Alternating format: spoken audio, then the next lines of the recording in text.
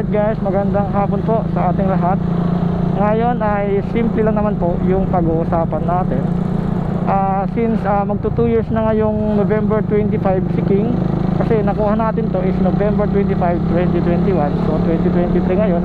So magto 2 years na siya ngayong November 25. So pag-uusapan po natin guys kung sa ngayon is worth it pa ba kunin yung Raider 150 card.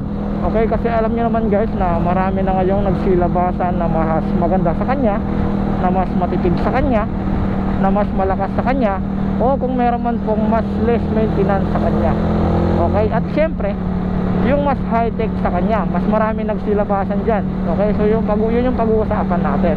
Okay, at syempre kung ano po yung mga napalitan na natin dito kay Raider 150 carb, kung ano po yung mga nagagastos natin dito, kung nasa magkano, kung magastos ba siya pagdating sa maintenance, kung ano yung mga mini-maintain natin dito sa motor na to.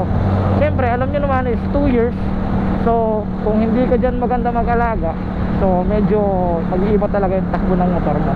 Okay, so yun yung pag-uusapan natin, yun yung mga pag-uusapan natin. Unang-una, kung worth it pa ba siya ngayon kunin.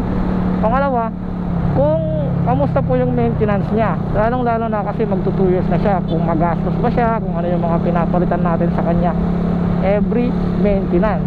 Okay, so magsimula po tayo guys kung worth it pa ba si Raider 150 carb ngayon kunin. Okay, alam nyo naman na sa ngayon marami na nagsilabasan. Nandyan yung Raider, yung Sniper 155, mas high tech yan, diba? Kasi lalo yung S version, diba? Yung S version kasi guys is meron ng ano nun, yung tawag nito, yung may USB charging port, diba? Meron yan. Tapos mas matipid sa kanya, mas malakas sa kanya, diba? Para sa akin guys, sa lakas wala pa akong masabi nitong motor na to. Kasi yung nag-sky cafe kami, yung barkada ko, yung tropa ko, yung nag-sky cafe kami guys, grabe, kontento pa ako sa takbo niya, kontento pa ako sa lakas niya. Wala pa po ako masabi sa takbo, matining. Pagdating sa long ride, wala pa akong masabi sa motor na to. Talagang yung tipong hindi pa siya mapag-iiwanan ng lakas. Okay, pero kung yung pag-uusapan drag race at meron kang ikukumpara kung ano yung mas malakas sa kanya, kung sino yung mas malakas, talagang may iwanan na to. Kasi wala 15 horsepower lang to kung hindi man ako nagkakamali. 15 horsepower, isipin mo. Yung Raider 150 Fi, kung hindi ako nagkakamali, nasa 18 horsepower yan, kaya malakas yan. Yung Sniper naman, yung Sniper old version ata, nasa 15 horsepower din. Tapos yung Sniper 155 nasa 17 horsepower lang siguro. Tapos single overhead cam lang siya.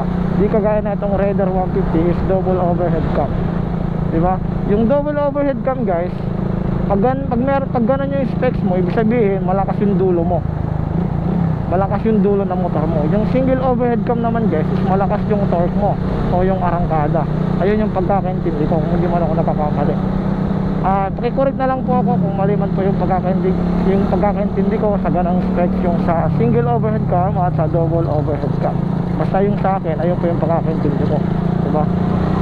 In terms of speed, talagang wala, iwan na to diba? Pero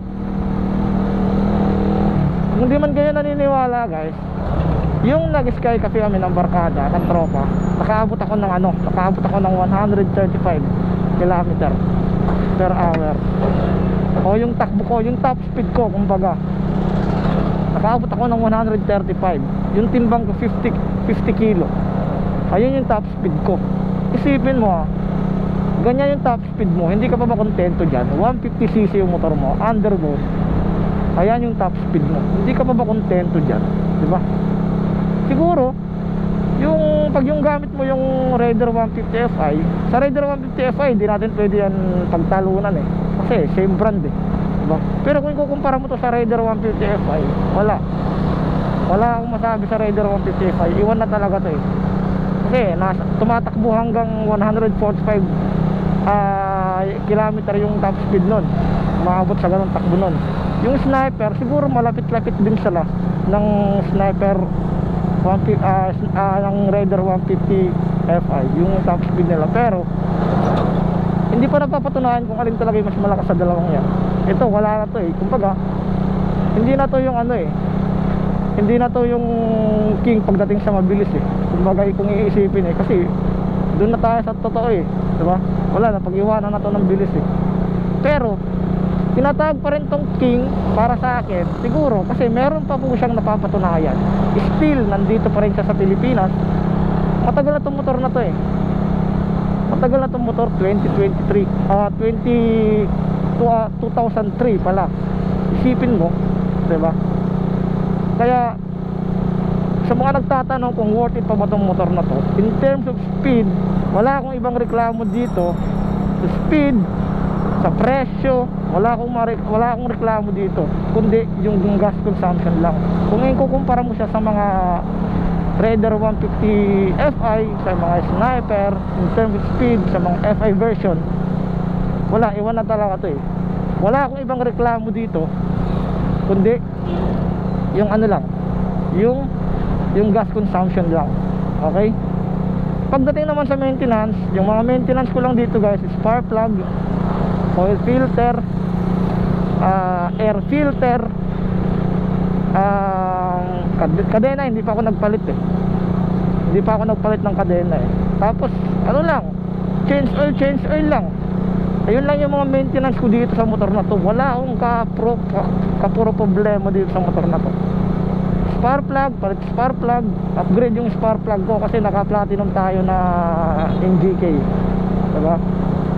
Ayun lang yung mga pinapalit ko dito guys. Wala akong ibang problema dito sa motor na to in terms of maintenance, in terms of speed, sa lakas, sa takbo, sa arangkada, goods din ako dito. Wala akong ibang problema dito kundi yung gas consumption lang. Pero kung ikukumpara mo siya sa mga car version na 150, ewan kung ano yung ibang car version na 150cc na underbone, pero kung ikukumpara mo to sa mga Fi version, wala, iwan talaga to malakas po sa gasolina Pero sa long ride napansin ko mas matipid siya kumpara sa mga city driving lang. Okay? Inuulit ko guys, yung sa maintenance, yung mga pinapalitan ko lang dito, yung spark plug, nakaisang palit pa lang ako dito. Spark plug. Air filter, nakaisang palit pa lang ako. Oil filter, pagka dalawang change oil, doon lang ako nagpapalit. Hindi ako nagpapalit every change oil. Pwede, mas maganda yung ganon. Every change oil, palit ka din ng oil filter. Mas maganda yon. Pero sa akin kasi guys, pagka dalawang change oil, doon ako nagpapalit ng ng oil filter. Goods pa naman siya. Sa kadena guys, magto 2 years na siya, hindi pa ako nagpalit. Yung bearing pa lang nagpalit ako sa harapan kasi sa lubak hindi ko napansin. Siguro tatagal pa to ng mahigit 2 years kung napansin ko yung lubak. Pero yun talaga, hindi natin namamalayan yung yung mga konting problema, diba? Yung mga ganyang lubak. Tapos sa likodan, di pa tayo nagpalit ng bearing, harapan pa lang. Spark plug, nakaisang palit pa lang tayo. Oil filter, every pangalawang change oil. Air filter, pangalawa pala, isang beses pa lang. Sinabay natin yung pagpalit ng spark plug. Nung 16 km pa lang yung takbo natin dito. Siguro magpapalit ako pangalawang palit is umabot na siya ng 32. Sasabihin natin sa spark plug. NGK din yung bibilin natin o yung ipapalit natin sa motor na to. Okay, so yun guys, yun lang naman po yung video natin ngayon. Ngayon ay papunta kami sa bahay ng partner ko, sa side ng partner ko, sa mama niya. Kaya sinabay ko lang yung content na to, diba?